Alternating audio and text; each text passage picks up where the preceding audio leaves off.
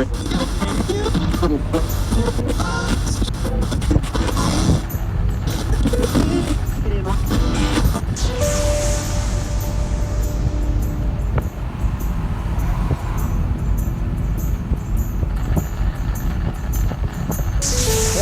Bonsoir. Bonsoir, Monsieur Mitterrand. Bonsoir. Bonsoir, Monsieur Chirac. Bonsoir. Deux candidats au second tour de l'élection présidentielle.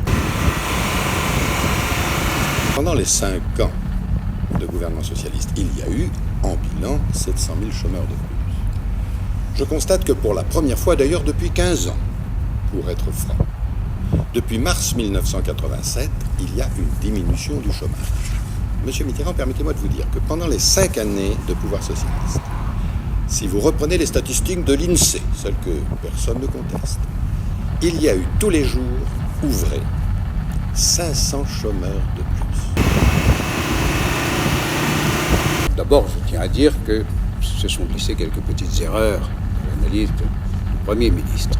Vous connaissez cette histoire du chômage, n'est-ce pas? Lorsque vous êtes devenu Premier ministre de M. Giscard d'Estaing, il y avait déjà 400 000 chômeurs, vous avez doublé le chiffre, cela est passé à près de 800 000. En réalité, Monsieur le Premier ministre, on ferait peut-être mieux de dire que dans la lutte contre le chômage, il y a eu continuité. Non, Monsieur Mitterrand, nous n'avons pas tous échoué de la même façon. Et c'était pire avec vous. Vous avez doublé. Vous me permettrez de parler de l'actualité. Ah oui, c'est ça. De Vous avez l'actualité. évité le passé lorsqu'il est lourd. J'assume toutes mes responsabilités, Très bien. Monsieur Mitterrand.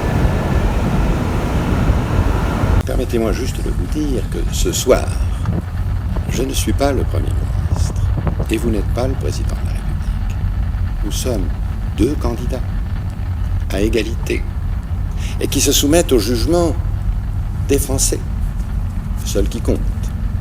Vous me permettrez donc de vous appeler Monsieur Mitterrand. Mais vous avez tout à fait raison, Monsieur le Premier ministre.